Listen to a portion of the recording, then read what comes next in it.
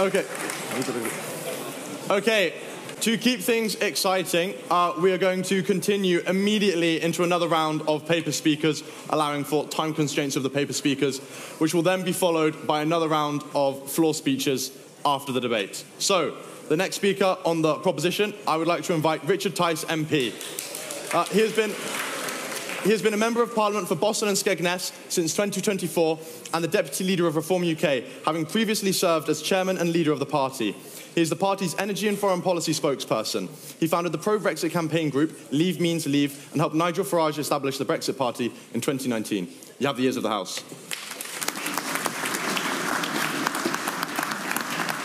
Thank you, Mr. President. It's a great honour to be here this evening in the first debate of this year. That this House, the motion is this House has no confidence in His Majesty's government. Starmageddon. I launched that word at the beginning of the year. It's now been adopted by the Daily Mail. Who imagined, less than 100 days into this government, we've actually got Starmageddon on steroids. And as a newly elected MP, I must declare an interest. This suit, I paid for it myself. The fact that we have to say that highlights the extraordinary hypocrisy of a Prime Minister that came to power on the basis that he would end the chaos, he would end the sleaze, he would end the lack of integrity from the previous government. It would be a new style of politics. Do you remember all that hope? All that optimism? He did a great job of selling the optimism. But as we've learnt in the first few weeks of this new government, and this motion is about what are we seeing to date? What we are seeing is a man who's the biggest hypocrite in politics today. £32,000 worth of suits, glasses, heaven knows what else. And it's not just him. The Deputy Prime Minister dresses, the Chancellor dresses, the Education Secretary. She was 40 the other week, a year ago. £14,000 worth donation to her birthday party. And they talk about removing sleaze? Seriously? The hypocrisy of this man, the disappointment for all of those who put their trust in this new Prime Minister. This motion is about, have you still got confidence in what you were promised by this government? And instead, we've got more of the same. In fact, the Prime Minister took more gifts and hospitalities. I mean, I'm not quite sure whether he should apply any value to an Arsenal football ticket, but anyway, as a Liverpool supporter, he's taken more hospitality and gifts and freebies, all tax-free, by the way, than any other MP in the last government by a factor of over 2. 100% more. The hypocrisy of the man. Yes, I give way. Aren't you the man who basically bought his party leadership? Isn't that kind of hypocrisy? Exactly the opposite, sir. No, exactly the opposite. I believed in the product that I was creating. I was an entrepreneurial, political investor. And here's the point. Look at the results. I invested in something I believe in. That's how business works. You'll learn that. Okay? And here's the thing. What happened is we got 14% of the vote. We got our first 5 MPs. So actually the proof's in the pudding. The best investment I ever made. Yes, sir.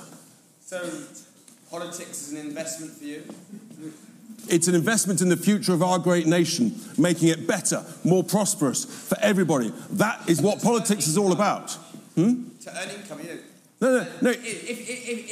If you had your sort of right-wing, free market political views, I perfectly respect, and you were intelligent, surely you'd have got into the private sector and made billions.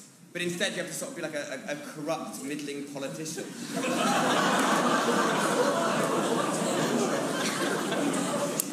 No personal attacks, please. That's fine. No, it's fine. That's what politics is all about. I'm 60. I spent 35 years in business. I ran a FTSE 250 multinational business. I tripled the share price in 4 years, so I was a successful businessman, and I then gave that success back into politics. That's why we're making a success. So let's just talk about, it's the hypocrisy of this Prime Minister. You've talked about his behaviour, the sleaze. And then we look at the policies. He said that he was going to get rid of an end of chaos by bringing in the wonderful Sue Gray, this lady of integrity that we were all supposed to be wowed by. She was going to get everything organised. The policy was going to be lined up. The Prime Minister's just put some new employment rights down. The first thing he's done is invoke a new hire, fire and rehire policy. She lasted less than 100 days because of the chaos that she brought on the policy. And let's look at it. The winter fuel payment. Not in the manifesto. It is a cruel, vindictive, heartless policy that has led to genuine fear amongst millions and millions of pensioners, one of whom came up to me in my constituency town of Boston. She's 80. Her name's Elizabeth. She shook my hand and she burst into tears. And they were tears of genuine fear. She was shaking with fear. She didn't know whether or not she'd be able to have the heating on, how cold it would get with energy prices increasing. And the greatest fear of all, for Elizabeth, no, I'll keep going because this is seriously about confidence and heartless policy. Her greatest fear of all, will she see the end of winter?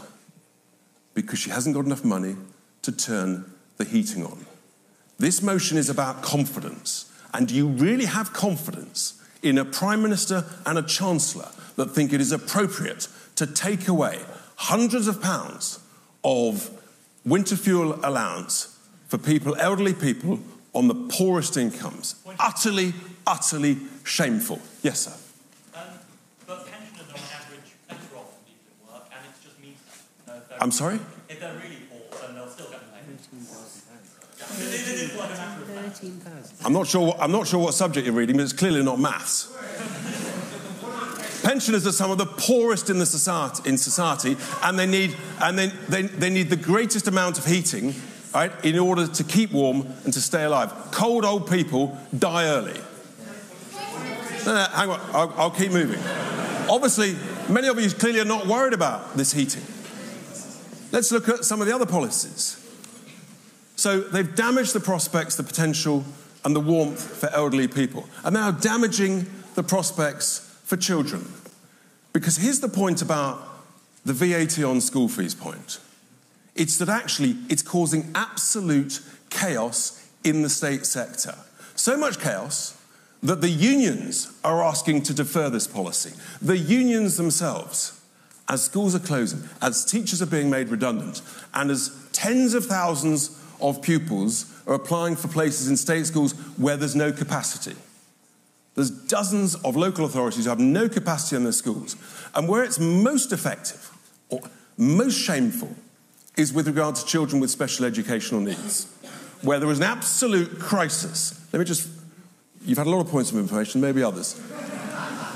There's an absolute crisis, shortage of places for special educational needs. And this is where independent schools do probably the best job of all, helping special educational needs children. And what the government could have done, and I said this in the House the other day, they could have said to the independent sector, we need some help, especially with special educational needs.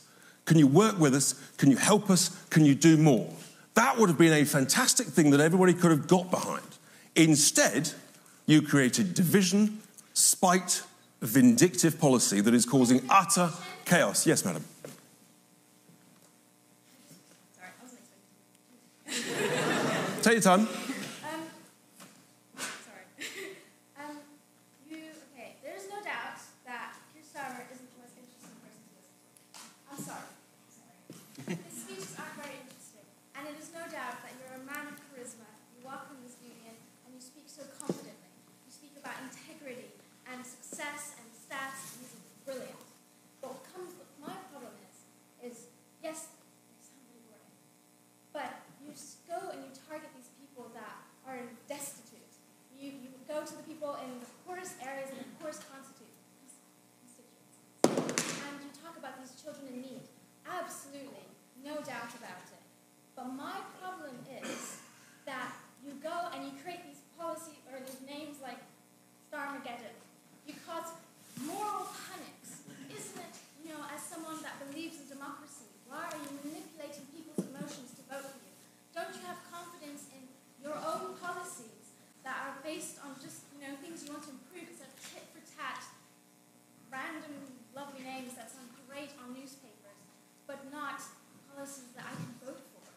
Thank you, no, and thank you. But here's the point. And I'm most grateful for the question, which is why, of course, actually, it's the least well-off, the poorest in society that we're most concerned about, millions of whom are pensioners, but also those on lowest incomes actually want to take them out of the tax bracket so that you can make work pay. That's why our key economic policy was to lift the starting point at which you pay income tax to £20,000 from £12,500. That helps the least well-off, the most of all, which is why actually it's a policy that, as I say, helps the lowest paid. We come on to more policy chaos. One of the key policies... Hang on, I must make some more progress. The Chancellor wants to increase taxes in many areas, including on some of the wealthiest, the entrepreneurs, the most successful. She's now having to recant from that, it is believed, because people are beginning to flee the country. We want to retain the brightest, the best, the most successful talent. I think I must go back to the lady. I'm so sorry, sir. Where was the lady here? Just, madam.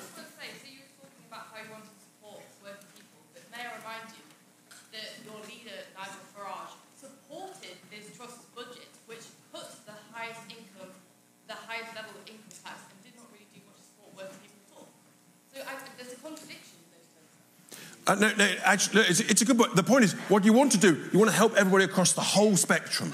And you're quite right. No, but you're quite right. Look, Truss was a disaster because she focused on the wrong things. But I've focused on our key economic policy. I'll move on because I know there might be another intervention over there. So we've got a policy there. How long have we got? Please conclude. No, I've had so many interventions. I'm having such fun. No, seriously. To conclude, just look at the evidence. The evidence within 100 days is that the Prime Minister's poll ratings have collapsed faster than any other Prime Minister known within history within 100 days. The Labour Party's poll rating is collapsing. But this is the really important point. Business confidence is collapsing. Businesses are not investing. And the markets, the financial markets, the bond yields for 10-year bonds, and this is what we've really got to worry about, the 10-year bond yields are now higher than they were at the peak of the Liz Truss disaster. So the markets are worried. The polls, the people are worried. Businesses are worried. So the proof is in the pudding. Confidence is collapsing in this Prime Minister. And as we take this vote this evening, you have to take it as it is.